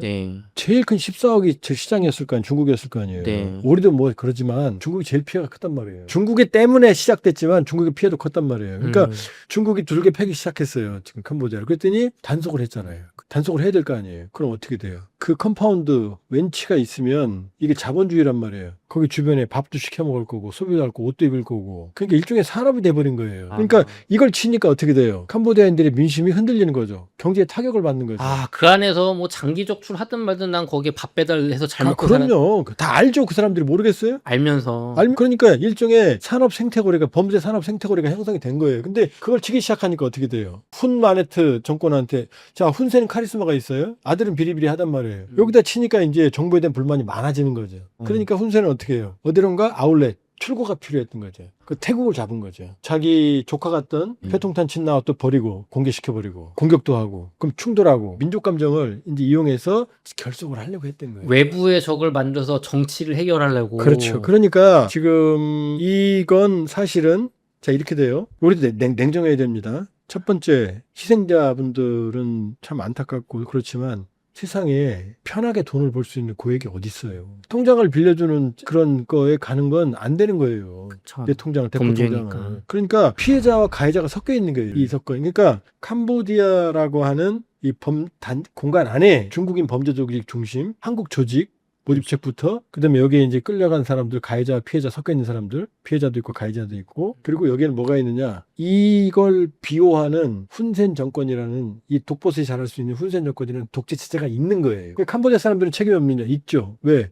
그 훈센이라는 독재 체제를 해결을 못했잖아요. 그 독보스에 잘하는 걸 그걸 해결을 못한 거잖아요. 캄보디아인들이 억울하지만 그건 어쩔 수가 없어요. 그 사람들이 짊어져들 짐이에요. 이 거대한 고리 안에는 이 캄보디아를 40년간 지배하는 훈센 독재 체제라는 거대한 구조가 있는 거예요. 그러니까 이건 미얀마도 있죠. 미얀마 군부 독재잖아요, 지금. 맞아요. 내정이 혼돈이잖아요. 그 다음에 라오스 저기 대책 없단 말이에요. 그러니까 여기서 안 끝나요. 이게 캄보디아만 가장 컸던 거예요, 지금. 다른 나라도 다 있다. 다른 나라로 지금 다 이동하잖아요, 지금 그대로. 왜 한국인이 가해자가 피해자가 되느냐? 전에는 목소리가 조선족 목소리였단 말이에요. 네. 잘 안 통하니까 이제 한국인 목소리를 활용하는 거예요. 맞아요. 어느 순간 그렇게 됐어요. 중국인도 왜 중국인들이 피해자가 많고 가해자가 많으냐? 14억을 대상으로 내면 중국인들이 해야 되잖아요. 이거는 지금 중국의 영향력 행사와 1대1로 중국인 범죄 조직, 캄보디아라는 독재 공간, 그 안에 범죄의 생태계, 자본주의 생태계, 여기에 가해자와 피해자가 섞인 해당국. 그러니까 중국, 한국만이 아니에요. 인도, 전 세계 사람들이 다 연루돼 있어요, 여기에. 가서 뭐 고액 알바 있다 아니면 그러니까 대포통장. 사람들 데려다가 인도 사람 데려다 인도 말로 하는 거고, 태국 사람 데려다가 태국 말로 하는 거고. 이건 사실은 오래전부터 해결했어야 된다. 근데 중국도 마찬가지예요. 중국도 자기들은 억울하다고 그러지만 자기들의 1대1로를 위해서 캄보디아 훈센 정권을 밀어줬거든요. 결탁했거든요, 사실은. 영향력. 왜? 캄보디아가 중국 영향력이 가장 강하니까. 솔직히 박사님, 중국이 단속만 하는 게 아니라 마음 먹고 너 훈센 이거 저 조직들 싹 날려버리지 않으면 나 너네 한 푼도 후원 안 하고 딴 놈 정권 세울 거야 하면 할 거 아닙니까? 그렇게 되면 훈센 가문이라고 하는 독재 체제를 이용해서 중국의 영향력을 마음대로 수족과 같은데 영향력 행사할 수 있는데 이걸 건드리면 어떻게 돼요? 미국이 들어올지, 유럽이 들어올지. 박사님, 그러면 중국 시진핑 정권은 저 훈센한테 내가 이렇게 돈 주고 도와주면 중국인들, 한국인들, 인도인들 잡아다가 저렇게 나쁜 짓 하겠지. 하지만 그렇다고 저걸 근절시키면 우리 영향에서 튕겨져 나가니까 우리 자국민 중국인 죽든가 말든가 이 정도는 내가 감수하겠다는 그러니까 거예요. 시진핑 자체는 뭐 싫어하는 사람도 많고 좋아하는 사람 뭐 그런 사람도 있지만 시진핑이 집권하면서 부정부의 뿌리를 뽑으려고 했어요. 그게 시진핑 본인은 그걸 이용해서 집권의 정당성을 그리고 많은 부정부패를 시진핑이 중국 범죄 조직을 몰아낸 인물 중에 하나예요. 풍선 효과로 동남아시아로 밀려간 거예요. 옛날엔 중국 안 했을 그렇지. 텐데. 안에 있던 조직들이 넘어간 거예요. 힘들어지니까. 근데 중요한 건 뭐냐? 이건 피상적인 거예요. 독재는 필연적으로 부정부패 받거든요. 웅달에서도 제가 중국 독재 부정부패 시진핑 그 쿠데타 아니다. 얘기했죠. 맞아요. 저 말이 맞죠? 맞아요. 근데 왜 그러면 당중앙군사회에서 мя오아라든지 장려우샤가 무슨 남아 있고 이제 나머지 사람들은 뭐 다 지금 당중앙군사 7명 중에 3명이 날아가고 리쌍프라든지 그 왜 그러느냐? 시진핑이 권력을 장악하면 장악할수록 부정부패를 치지만 자기 발밑은 썩어가는 거죠. 독재니까. 시진핑은 범죄를 지금 처단하려고 하지만 밑에 자기 수족들은 독재 체제이기 때문에 필연적으로 썩어가는 거죠. 저렇게 단속을 하지만 중국 지도부의 실세들하고 연관이 안 되겠어요? 그러니까 끊임없이 지금 자기 밑도 단속을 하지만 이건 끝없는 거죠. 왜? 민주주의가 왜 비용도 많이 들고 절차도 복잡하고 그러겠지만 왜 중요하냐? 투명하거든요. 독재는 내 맘대로잖아요. 내가 결정권이 있잖아요. 그럼 사법 정의가 이루어질 수가 없어요. 내 맘대로 결정하는 거니까 시진핑 마음이니까 자기는 부정부패를 잡는다고 그러지만 이미 자기 독재 체제는 견고해졌으니까 그 안에 수없이 많은 독재 내부의 부정부패의 온상이 돼버리는 거죠. 자기 오른팔 정말 믿는 사람, 내가 필요한 사람의 비리는 눈 감아 버릴 수밖에 없지 않습니까? 그럼요. 그러니까 지금 당중앙 군사의 7명 중에 부주석 허웨이동 사라져, мя오아 리상프 3명 사라져. 그러니까 장려우샤 하나만 남으니까 쿠데타야 이런 얘기 나오는 건데 왜 자기가 임명한 사람들 왜 자르게 했어요? 열어보니까 봐줄 수가 없잖아요. 봐줄 수가 없어요. 그 명분으로 다 쳤는데 그런데 끊임없이 생기는 거예요. 새롭게 생기는 거죠. 독재 체제니까. 그럼 막을 수가 없어요. 독재 체제는. 그럼 영원한 반복이겠네요. 그렇죠. 이번 캄보디아 사태의 핵심은 그 끝에는 한국인 희생자, 그 이전에 더 많은 중국인 희생자, 인도 희생자, 태국 희생자, 전 세계 희생자들이 있고 희생자들을 만들기 위해서는 각 해당 지역에서 고액을 미끼로 해당 지역 원주민들을 불러와야 되는 거고 원어민들을 그걸 핵심이 바로 중국인 범죄 조직이 장악하고 있었고 공간을 제공한 건 캄보디아고 캄보디아에 그게 가능했던 건 훈센 독재체제라는 독버섯이 있었던 거고 이게 연결되어 있는 거예요. 종합적으로 연결된 완결체가 캄보디아였던 거예요. 그러면 박사님 우리나라 외교부나 정부가 힘쓴다고 이걸 구조를 깨는 게 쉽지 않겠는데요. 어떻게 하면 될까요? 힘이 있죠. 예를 들면 우리가 캄보디아의 주요 수출 시장이고 주요 관광이고 1년에 4천억 정도의 ODA를 주고 있어요. 그 개발 원조. 처음에는 우리한테 고개 들고 뭐라고 하다가 태국 총리, 시민총리 패통탄 친나와 끝났으니까 네. 16일 날 이재명 대통령과 태국 시민총리가 통화했거든요. 그랬더니 태국 총리가 태국도 당했으니까 옆 나라니까 당하겠죠. 당했으니까 우리 협력하겠다. 그랬더니 훈마네트가 발끈해갖고 지금 우리 외교부 2차관 만나갖고 막 화를 우리 전달해달라고 헛소리 하고 있지만 저 나라의 경제적인 타격을 우리가 줄 수 있어요. 지금 Z세대 무섭죠. 캄보디아라고 Z세대가 안 움직일 수 있겠어요? 안 그래도 지금 사양산업 위쪽으로 지금 경제가 지금 어려워지고 관광산업 되고 얼마든지 흔들 수 있죠. 겁나게 할 수 있어요. 근데 문제는 이게 쉽지가 않은 게 뭐냐. 저 캄보디아는 또 우리 교민 사회도 있고 그쵸. 여러 가지 모든 게 얽혀 있으니까 지금 군대를 파견해 그 감정은 이해하지만 이미 캄보디아는 지금 얼고 있다. 떨고 있다. 왜냐? 지금 한국이 초강경 대응을 하고 있는 거거든요. 검경 수단은 국정원부터 시작해서 외교부 차관까지.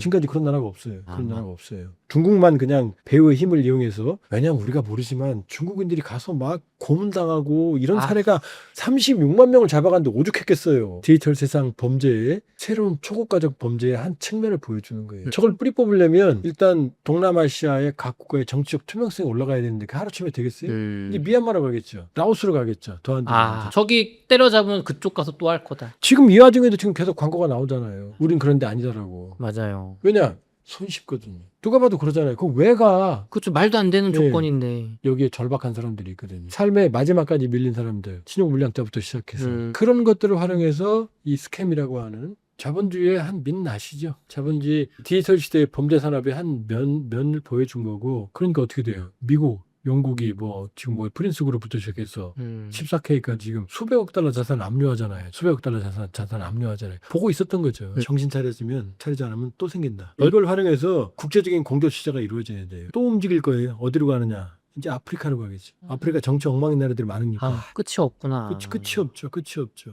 그러니까 이 문제 해결이 안 되니까. 그쵸. 해결이 안 되니까. 저희 정부 관계자분들도 참 힘써 주셨으면 좋겠고 희생자분들도. 그러나 희생자를 줄이기 위해서는 적극적으로 최대한 그리고 국제사회가 공조하면 줄일 수는 있다. 근절은. 그렇지만 자본주의에서 쉽게 돈을 벌 수 있는 방법은 존재하지 않습니다. 맞아요. 정말 절박한 분들도 우리나라는 그래도 파산 제도가 있잖아요, 박사님. 파산하고 정말 다시 일어날 수 있는 길이 있으니까. 국가도 사회도 책임이 있지만 개인적인 각성, 그런 쉬운 돈벌이라는 것에 현혹되지 않는 게 중요하고요. 지금도 제 주변에서 보면 지금 한국 사회 안에도 다단계부터 시작해서 어마어마한 사기들이 그냥 버젓이 판을 치고 있어요. 모두 쉽게 돈을 벌 수 있다는 그런 유혹이거든요. 근데 저도 자본주의에서 60년 이상 살아왔는데 절대 쉽게 돈 버는 일. 나만 능력 없는 별다른 특징이 없는 내 노동력에 특혜를 주는 그런 구조는 세상에 존재하지 않습니다. 맞습니다. 기자님, 현재 태국과 캄보디아 사이에서 전쟁이 벌어지고 있다, 전면 침공이 됐다 이런 뉴스가 나오고 있는데 지금 국경 분쟁에 어떤 일이 벌어지고 있고 군사적인 현황 좀 어떻습니까? 결론적으로 제가 저번에 한번 다뤘을 때 마무리를 어떻게 지었냐면 트럼프가 휴전 협상을 강제로 하긴 했지만 이게 계속 지속될까? 이런 사실 그 의문이 있었는데 그 의문이 한 달도 가지 않아서 사실 저도 좀 놀랐어요. 이 같은 경우에는 이제 결국에는 태국과 캄보디아 국경 분쟁에 대해서 휴전을 했는데 국경선이 확정이 안 된 상황이고 전면적인 군사작전은 아니지만 그래도 이제 아주 많은 곳에서 전투가 일어나는 거 보니까 태국이 이번 기회에 국경선을 확정 지으려고 하는 것이 아닌가 이런 생각이 듭니다. 그래서 일단 지금 현재 상황 전에 이전에 어떤 상황이 있었는지 다시 복습을 드리자면 캄보디아 국경 지방에 국경선이 확장되지 않은 부분, 그리고 확정되지 않은 부분에서 전투가 한번 일어났다가 휴전을 했고 12월 7일부터 8일 사이에 다시 재교전이 시작됐는데 7월달 휴전 이후 4개월 만에 다시 전투가 시작된 거고 제가 저번에 말씀하실 때 그 절이 문제가 있다고 말씀드렸어요. 국경 절이 이 국경선을 지을 때 태국 측인지 아니면 캄보디아 측인지 확실하지 않다. 그래서 전투가 벌어졌다 이렇게 설명을 드렸는데 이거 외에도 영유권이 확정되지 않은 제가 발음이 좀 잘 몰라가지고 말씀드린 건데 4개 지역에서 확실하게 국경선이 정해지지 않은 부분이 있었다고 해요. 한 군데가 아니라 그러니까 4개 핵심 국경 분쟁 지역을 상대로 거의 800km에 달하는 태국과 캄보디아 국경선 분쟁 전부 다 거의 다 전체적으로 그 선에서 다 전투가 벌어지고 있다. 국경 분쟁이 재발된 거는 이제 태국군 장병이 부상당한 사건이 있었는데 국경 지역 순찰을 하다가 맨날 가는 순찰로인데 거기서 지뢰가 터졌어요. 이 지뢰가 터졌다는 게 사실 묻어야 되는 건데 순찰로라는 거는 맨날 가는 건데 지뢰가 있다는 게 말이 안 되잖아요. 그렇죠. 그래서 태국 입장에서 이게 캄보디아의 도발이다. 그래서 공격을 했다 이렇게 이야기를 하고 캄보디아는 우리는 휴전을 깨지 않았다고 부정을 하면서 동시에 무엇을 했냐면 뒤에 한 번 더 설명하겠지만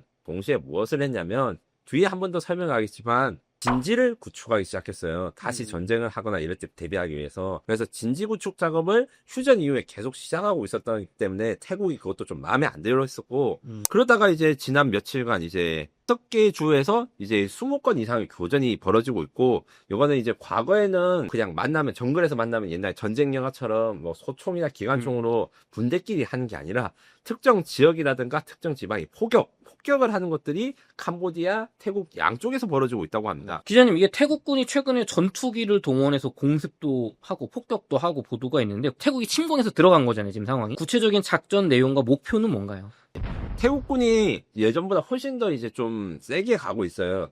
지난번에도 우리가 태국 공군이 캄보디아 폭격해서 그 와중에 KGB이 우리나라 유도폭탄 썼다. 요걸로 이제 다 사람들이 화제가 됐었잖아요. 네. 그거랑 동일하게 이번에 2025년 12월 8일 오전에 F-16 전투기 6대, 저번에는 2대가 가지고 한번 했는데 6대를 투입해가지고 캄보디아 영토 내 국경선 안에 있는 표적을 타격해가지고 이거는 거의 확전이 좀 심각하다. 상한마 지역에 위치한 8보병사단 본부라든가 9보병사단 지휘소 같은 데다가 군수시설 타격을 했다고 하고 태국은 캄보디아가 불법적인 작전을 하기 때문에 네. 원점을 타격했다라는 식으로 설명했는데 캄보디아는 태국 공군이 사원이라든가 일반 시민들의 그 폭탄을 던져서 민간인들이 많이 죽었다. 무차별 폭격을 했다. 이렇게 반박을 하고 유엔에 사람을 불러가지고 국제적으로 이제 이런 전쟁 같은 거 감시하는 분들이 계시거든요. 캄보디아 초청해서 태국이 우리는 캄보디아는 아무 짓도 안 했는데 태국이 먼저 시비를 걸어가지고 지금 민간인들이 많이 다쳤다 이런 발표도 하는 상황입니다. 네, 이 이후에 태국이 이스라엘산 자주포랑 다연장 로켓으로 폭격하는 것들이 SNS상에서 올라오고 있고 이런 거 봤을 때 지난 7월보다 사실 교전 규모가 훨씬 더 커요. 한 지점에서 하는 게 아니라 국경 전체에서 일어나는 거고 F-16 전투기만 동원한 게 아니라 자주포랑 다른 다연장 로켓까지 동원한 겁니다. 그럼 이건 실제로 전쟁이라고 우리가 할 수 있을 정도까지 커진 건가요, 지금? 네, 저는 사실 이게 저번에는 국경 분쟁이라 표현한 게 저번에도 폭격을 하긴 했다 제가 말씀드렸지만 아주 소규모 한 2, 3회 폭격을 한 거에다가 캄보디아군의 반격이 그렇게 심각하지 않고 무엇보다 국경 지방에서 일어난 거였는데 지금 상호간에 공격하는 거 보면 캄보디아도 반격을 하는 게 단순히 국경 지방이 아니라 후방 지휘소라든가 이런 것들을 후방 타격을 다연장 로켓에서 하고 있거든요. 그래서 이것은 국지전 수준으로 에스컬레이션이 되었다. 이렇게 평가할 수 있습니다. 그럼 12월 8일과 9일 양일간 발생한 양국의 인명 피해와 민간인 대피 상황은 좀 어느 정도인가요? 지금 현재 사실 시각각 속보가 올라있기 때문에 지금 녹화 시점 기준에서 이야기하면 태국 측 피해가 군인 2-3명 이상이 사망했다. 20명 이상이 부상했다. 민간인은 2명 이상 사망했다고 집계되는데 이거보다 더 있을 수 있고요. 캄보디아 측 피해는 민간인 6명에서 10명 이상 사망, 군인도 한 10명 이상 사망했다 이렇게 하는데 문제는 이 피해 집계가 양측 다 정확하지 않고 사실 더 클 가능성이 큽니다. 왜냐면 제가 앞서 말했듯이 태국이 전면적으로 공격을 감행해가지고 이게 7만 명이 산 도시 같은 데도 폭격을 하고 폭탄만 떨고 있는 게 아니라 포격도 하고 로켓포도 쏘고 이러고 캄보디아도 자신들의 야포라든가 자주포 그런 것들 사용해서 태국처에 또 공격을 했거든요. 그것 때문에 피난민이 많이 생겼습니다.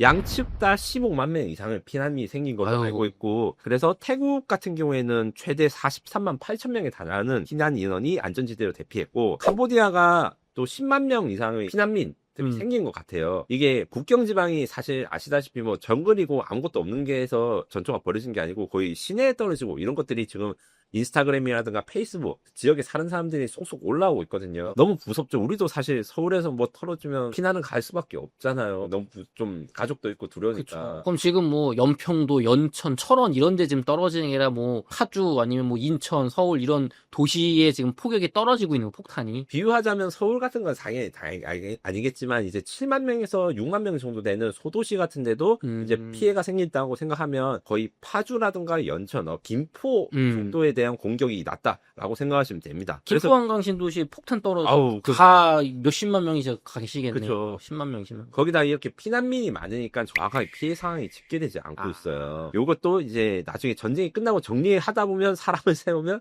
이게 어느 분이 돌아가시고 어떤 피해가 있는지 더 할 건데 사람이 죽은 것도 문제지만 국경 지방에서의 그 사람들 생계가 있을 거 아닙니까? 그쵸. 사실 양쪽에 다 좀 어려운 것도 사실입니다. 그러면은 지금 태국이 1차 분쟁 때 군사력에서 압도적으로 캄보디아보다 세다고 하셨잖아요. 공군력도 그렇고 사실 캄보디아는 덤비면 안 되는 군사력이라고 하시네요. 이번에 이 군사력으로 작정하고 태국이 이번에는 손봐주겠다고 하는데 캄보디아가 이길 수 있습니까 이게? 냉정하게 이야기하면 이길 수 없지만 사실 캄보디아와 그 다음에 태국과의 지금 전쟁 양상은 저는 어디서 많이 본 것 같다는 생각이 들었어요. 어디냐면 이스라엘과 팔레스타인의 전쟁입니다. 이스라엘과 팔레스타인이요? 왜 이렇게 설명을 하냐면 저는 이제 태국군의 공격 양상 중에서 굉장히 특이한 게 저번과 다르게 막 시내에 뭐 폭탄이 떨어지고 공격 규모가 커졌다 했잖아요. 이게 단순히 그냥 사람을 많이 죽이거나 캄보디아군을 많이 죽이기 위한 게 아니라 향후에 전면적인 침공을 위한 사전 단계라고 생각을 해요. 이렇게 말한 핵심 이유는 카지노에 있습니다. 카지노요? 이게 무슨 말인지 약간 이제 설명을 다시 드리자면 아시다시피 캄보디아랑 태국과의 원래 사이가 좋았을 때는 태국 사람들이 캄보디아에 넘어가가지고 카지노 쓰고 하고 다시 돌아오고 이래가지고 그걸로 캄보디아가 굉장히 많이 돈을 벌었어요. 그러다가 태국이 캄보디아에 넘어가서 카지노 하는 걸 금지하고 기타 국경설 갈등이 생기다 보니까 이렇게 국지전으로 갔는데 캄보디아의 카지노에 사람이 아무도 없을 거 아니에요. 네. 2차 전쟁이 끝나고 난 다음에 캄보디아는 이 카지노를 군사기지로 지금 바꾸고 있습니다. 이게 자연스러운 게 잘 생각해보면 카지노라는 거 우리 영화라든가 이런 데 보면 딱 생각이 나잖아요. 넓은 데 사람들 모여있고 요게 장비를 수납하거나 이렇게 하기 좋고 그리고 국경 지방에 있는 그 사실 논밭이나 마을 정도밖에 없으니까 군사적으로 주둔할 수 있는 공간이 별로 없다. 근데 카지노인 경우 사실 돈을 많이 썼겠죠. 그리고 크기도 크니까 그 지역에서 적을 공격을 막을 수 있는 튼튼하고 군대가 주둔할 수 있는 데가 바로 카지노다. 캄보디아군이 카지노에 있는 뭐 창문을 뜯어내가지고 막고 거기 진지나 포진지 같은 것도 생각하고 그 탄약도 넣고 하면서 카지노를 사용한 방어선 구축을 하고 있었는데 네. 이게 태국 입장에서는 이게 2차 침공을 할 때 캄보디아가 카지노를 사용해서 방어선하면 이게 뚫기 어려우니까 이 방어선을 완성하기 전에 사전에 타격을 하자 이런 생각이 좀 있었던 것 같아요. 이게 이스라엘이 팔레스타인이라든가 하마스 같은 무장조직 상대하는 그런 선제 타격과 비슷한 개념입니다. 그렇기 때문에 이번에 영상들 보면 제가 깜짝 놀란 게 있는데 이게 저는 합법인지 불법인지 잘 모르겠어요. 어떤 거 있냐면 태국군의 기갑부대가 캄보디아군을 향해서 가고 있는데 전차를 운전하다가 승무원이 휴대폰을 켜고 라방을 해요. 인스타 라방을 하면서 자기 어디 공격하고 있다는데 일반적인 기관총이라든가 이런 그 개인 화기로 캄보디아의 그 카지노 시설에 대한 공격이 안 되고 이건 철근 콘크리트니까 안 되니까 전차를 밀고 들어와가지고 전차포를 쏘고 있는 거예요. 이런 걸 공개를 하고 이거 같은 경우에는 캄보디아가 방어할 수 있는 그 기간을 무너뜨리기 위한 태국군의 전략이다. 이렇게 생각이 듭니다. 다만 이렇게 한다고 해가지고 이제 단기간의 군사작전 이런 거는 괜찮겠지만 장기전으로 갔을 때 태국이 동남아시아에서 일장이지만 그렇다 해서 장기전을 할 수 있냐 요거는 어렵거든요. 왜냐면 주둔을 해가지고 계속 유지를 하고 하는 데는 순간적으로 군사작전을 하는 것보다 훨씬 더 위험하고 그다음 공격에 노출되기 때문입니다. 그러면 캄보디아도 피해가 크겠지만 전 국토가 점령당한 그런 전면전은 태국도 쉽지 않다. 네, 맞습니다. 그럼 태국은 지금 국경에 좀 방어선 만드는 걸 요번에 좀 사전에 부셔놓고 이제 힘의 우위를 보여서 좀 협상으로 우위를 가려 그렇게 볼 수 있을까요? 아마 최종 목표는 캄보디아 자체가 이제 국경선을 확정짓는 것뿐만 아니라 무역 협정이라든가 아니면 그 사람들 국경 지방의 광내 교역 같은 데서 태국에 유리한 조건을 설정하는 것이 종합적일 겁니다. 왜냐하면 앞서 말씀드린 데 이 문제의 시작이 사실 태국과 캄보디아의 관계가 매우 좋았어요. 그 좋았던 관계랑 자유무역이 됐던 거를 캄보디아가 카지노를 만들면서 거기서 돈을 빨아들이니까 그게 불만이 생긴 게 사실 문제의 시초였거든요. 과거에도 국경 문제가 있었다. 제가 저번 방송에도 한번 말씀드려가지고 이게 아주 오래된 문제인데 돈이 잘 벌리니까 이게 대충 넘어가는 거에 가깝거든요. 네. 하지만 지금은 그것을 봐주지 않을 것이다. 그러면은 과거에는 태국 캄보디아가 친했을 땐 서로 무역도 서로 친하게 국경 분쟁은 있지만 그냥 뭐 서로 그냥 잘 지내자 했는데 캄보디아가 카지노로 태국 돈을 너무 많이 가져가니까 이제 열받아가지고 카지노 가지 말아라. 캄보디아 가지 말아라 했더니 서로 돈으로 이득되는 게 없어지니까 전쟁으로 가는 거예요. 맞습니다. 그것도 있고 태국 자체의 정치적인 이슈가 있습니다. 이게 태국의 정권 교체랑 맞물린 군사작전이야 보는 게 틀리지 않은데, 기본적으로 태국에서 훈센 총리, 그러니까 캄보디아 총리랑 친한 일가들이 지난 정부에 있었는데, 네. 이들 같은 경우에는 심지어 캄보디아에서 살은 사람도 있었어요. 어떻게 된 건지 약간 태국 정치를 다시 설명해 드리자면, 태국에는 원래 왕이 있고 군사 쿠데타를 일으키면 민간 정부가 무너지는데, 왕이 쿠데타 인정 안 하면 군인들이 물러나고 민간 정부가 오고 뭐 이런 게 반복되었습니다. 그러다가 지금 새 왕, 그러니까 새 왕이라기엔 즉위한 지 좀 되셨는데, 이 새 왕이 이렇게 즉위를 하고 난 다음에 새로 민간 정부가 들어섰는데, 이 정부가 사실 캄보디아랑 친한 정부, 뭐 가족이 캄보디아에 망명을 한 적이 있거나 뭐 이런 식이었는데, 캄보디아랑 태국 총리가 내통하는 것 같이 보여줘서 이게 정권이 무너지고 군사정부가 왔거든요. 태국 시민들 입장에서는 왕의 명령은 절대적이고, 그게 태국은 단순한 민주주의 국가가 아니라고 생각하시면 됩니다. 웬만하면 듣는데, 그래도 이제 자기들이 투표를 해서 뽑은 정권이 이렇게 무너진 거에 대해서 불만도 좀 있거든요. 그리고 군인들이 경제를 잘 못 다뤄요. 요렇게 해서 경제에 대한 불만도 있고, 이러다 보니까 지금 태국이 여당이라 할 수 있는 사실 군인 베이스의 보수적인 정권이 점수를 따기 위해서 선택한 방법이 태국의 기본 과거의 문제였던 국경 지방의 이 문제를 확장해서 강력한 태국을 보여주겠다. 요게 흐름이 된 거거든요. 요런 걸 생각했을 때 결국에는 태국이 사실 이제 군부가 다시 퇴진을 하거나 뭐 아니면 캄보디아의 훈센 총리, 아직도 지금 훈센 총리라고 제가 이야기하는데 사실은 훈센 아들이 시제적 중이고 훈센의 아빠 훈센, 원래 이제 캄보디아 지배했던 독재자는 고문으로 있어가지고 사람들이 지금 총리를 총리라고 생각 안 합니다. 지금 총리는 그냥 독재자의 아들 뭐 이렇게 생각을 하는데, 상황 정치하고 예, 그런 느낌인데, 이 두 측의 정치 세력이 바뀔 가능성이 좀 적어서 이렇게 계속 싸우고 치고받고 하는 게 되지 않을까라는 생각이 듭니다. 이게 근데 지난번 국경 분쟁 때는 도널드 트럼프 미국 대통령이 평화 중재를 해서 넘어갔었던 거잖아요. 네. 근데 요게 최종적으로 평화 중재를 실패해서 이게 전쟁이 난 거 아니냐, 뭐 외교적으로 요 배경이 있는 거 아니냐, 뭐 이런 얘기도 있는 것 같아요. 제가 보기엔 태국이 눈치를 보고 진행하는 것 같은데, 일단 제 저번 영상도 이제 계속 이제 다시 복습하는 입장에서 말씀드리면, 평화협정이 진행됐을 때 트럼프가 내가 태국과 캄보디아를 중재했다 이랬는데, 사실은 트럼프가 처음부터 시작한 게 아니고 말레이시아가 이 중재를 딜을 시킨 다음에 말레이시아가 미국에 요청해서 트럼프가 최종적으로 컨펌해주는 방식으로 해서 약간 이제 성과를 자기 걸로 하는 좀 언론 플레이를 좀 하셨죠. 약간 숟가락 얹는 거죠. 예, 숟가락을 좀 얹으셨는데, 이것 때문에 저는 그때도 좀 걱정했는 게, 미국이 일단 중재를 한 걸로 했으니까 태국 입장이나 아니면 캄보디아 입장에서 먼저 도발을 했을 때 혹시 관세 같은 거 때려맞는 거 아니냐, 뭐 이런 것들을 걱정을 했을 것 같은데 그렇지 않아 보인다. 하고 잊어먹었을 가능성이 있구나. 트럼프 정부가 물론 지금 교전이 심화되기 때문에 다시 개입할 가능성이 있는데, 원래 그 양국이 우려했던 대로 휴전에 깼을 때 뭐 관세라든가 이런 경제제를 받아가지고 피해가 오지 않을까, 이런 생각이 좀 안 들었나 봅니다. 근데 앞으로 봤을 때 그럼 어떻게 되느냐, 이게 또 좀 걱정되는데, 태국의 외교부 장관은 CNN 인터뷰에서 공동 평화 선언을 하긴 했는데 실질적인 효과가 없고, 태국이 주장하기로는 평화선을 했는데도 계속 캄보디아가 도발한 거 아니냐 이렇게 이야기를 하고, 캄보디아 입장에서는 태국이 침략자다. 국제사회는 아무 이유 없이 침략하는 국가들에 대해서 국제사회는 막아줘야 되거든요. 한국 전쟁이 그렇게 해서 유엔군이 온 거예요. 이런 것들을 이야기하면서 유엔을 통해 가지고 고소를 하기 때문에, 둘 나라 말 중에 사실 태국 말이 좀 더 힘이 세니까 먹히긴 하겠지만, 그렇다 해가지고 한쪽이 일방적으로 쏠리기는 어렵다. 이렇게 말씀드릴 수 있습니다.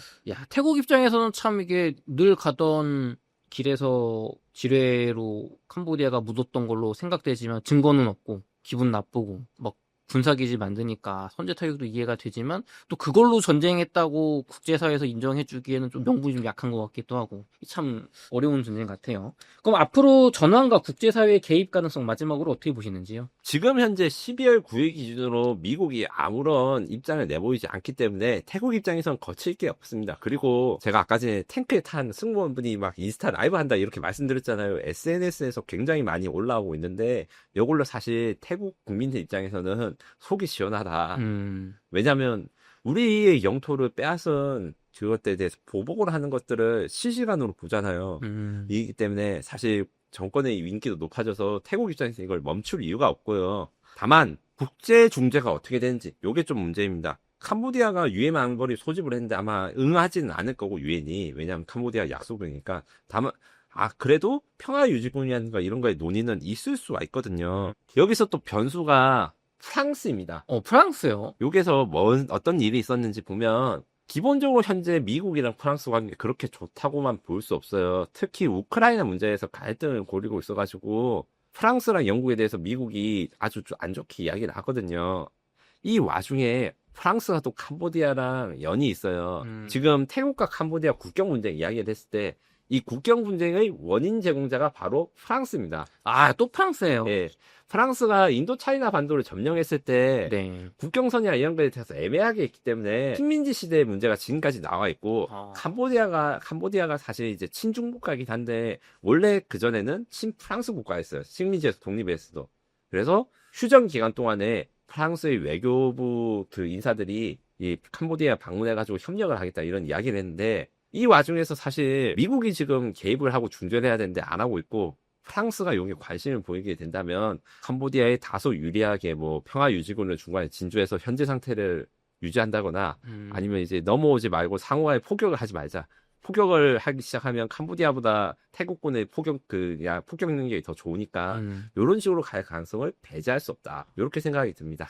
아니 근데 기자님 프랑스는 지금 자국 내 경제 상황도 어렵고 지금 우크라이나 문제나 해결하지 왜 이미 끝난 식민지 시대의 잔재로 이 동남아시아에서 뭐 그렇게 뭐 중재자를 역할을 하려는 거예요? 요거 같은 경우에는 사실 이제 회사 다니신 분은 아는데 그 회사라든가 개인이 해결하기 어려운 문제가 있을 때 문제를 해결하기 위해서 모든 노력을 기우는 게 아니고 쉽게 해결할 수 있는 다른 문제를 먼저 푸는 경향이 있어요. 이게 어떤 말인지 이게 회사를 다녀보신 분은 이게 무슨 말인지 잘 아실 건데 프랑스 입장에서는 지금 현재 우크라이나 문제가 심각하고 이게 대해서 어떻게 대응할지가 국력을 집중해야 되는 것도 있는데 기존에 하던 걸 또 포기하거나 아니면 방기하기 싫은 거 플러스 미국에 대해서 다 협상 레버리지를 쓸 수 있는 이 국제적인 게임판의 일종인 거죠. 왜냐하면 트럼프가 휴전 중재를 했는데 만약에 프랑스가 휴전을 중재에 성공하면 미국 위신이 떨어지고 그러면 이제 트럼프는 열받을 거고 야 프랑스 왜 이러냐고 화를 내면 그때부터 협상이 시작되는 거거든요. 이런 레버리지 용도로 쓰는 국제정치 냉정한 용도가 있겠다. 그래서 프랑스가 뭐 캄보디아를 도와준다 해가지고 태국 전투기를 요격할 수 있는 미사일을 공격하거나 이 정도까지는 안 할 것 같은데 압박은 그래도 상당히 가할 수 있고 유엔에서의 지분이 상당히 있거든요. 프랑스도 유엔 상임 이사국입니다. 그래서 유엔을 통해 가지고 평화 유지군 파견이라든가 이런 걸 해야 될 게 앞으로 올 것이고 상황에 따라서는 그러니까 태국이 원하는 대로 완전히 캄보디아가 굴복하는 시나리오 혹은 캄보디아가 어느 정도 버텨가지고 유엔의 개입으로 종전된 시나리오가 있으면 아마 유엔 평화유지군 이야기가 나올 것입니다. 이렇게 되면 사실 대한민국도 그 평화유지군 참여를 해야 되는 거 아닌가 이런 이야기도 나올 건데 지금 이 이야기는 너무 먼 이야기고 전쟁이 끝나거나 이런 양상을 봤을 때 향후 2, 3년 뒤에는 이런 식으로 갈 것이다 라는 예상을 하는 겁니다. 그럼 우리나라 군대 또 일부가 평화유지군 형식으로 태국이나 캄보디아에 파견해서 평화유지 임무를 할 수도 있는 거예요? 이 이야기가 물론 결정된 건 아무것도 없습니다. 이건 장기적인 이야기인데 기본적으로 이제 유엔 해외 평화 파병 유지군에서 우리는 이제 동티모르 새로 나라가 독립한 나라의 평화 유지군 파견한 게 있고 지금 레바논에 있거든요. 네. 이런 식으로 대한민국도 사실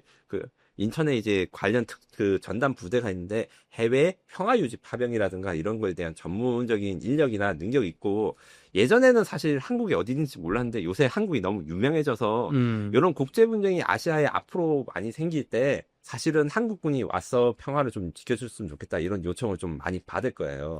이게 직접적으로 사실 솔직히 말씀드리면 직접적으로 우리한테 이득이 된다고 보기는 힘들어요. 근데 국제사회 일원으로서 대한민국이 힘이 세지기 때문에 자연스럽게 이렇게 요청이 온다. 이렇게 해서 이해하시면 될 것 같습니다. 그렇군요. 그러면은 기자님 KGB 폭탄이 태국이 지난번에 1차분 때 잘 써먹었는데 지금도 좀 우리나라 무기 좀 쓰고 있습니까? 2차분 도입이 아예 생각을 안 하고 있는 것은 아니다. 이렇게 표현할 수 있는데 자세한 내용은 사실 제가 현장에서 갔는데도 바고 취재를 했는데 이게 수출이 계약이 끝나기 전까지는 이 엠바고가 걸려 있어서 제가 계약이 끝나고 뭐 공개 보도 하나 말씀드릴 수 있는데 지금 현재 제가 방송으로 말씀드릴 수 있는 정도는 태국이 여전히 관심을 가지고 있으나 변수가 있다. KGB의 가장 큰 단점이 아직 해결되지 않아서 요거에 대해서 조금 어려운 게 있습니다. KGGB는 상용 GPS, 쉽게 말해가지고 스마트폰이나 스마트워치에 들어간 GPS랑 본질적으로는 같은 장비를 쓰고 있어서 캄보디아군이 GPS 교란 장치 같은 거 달고 있으면 이거 피할 수가 있어요. 그걸 해결하기 위한 차세대 무기는 개발하고 있는 그걸 해결하기 위한 차세대 무기는 사실 이미 거의 개발이 됐는데 태국이 요게 관심을 둘 것인가 아니면 이제 다른 나라 무기를 살 것인가 요거는 좀 지켜봐야 됩니다. 좋습니다.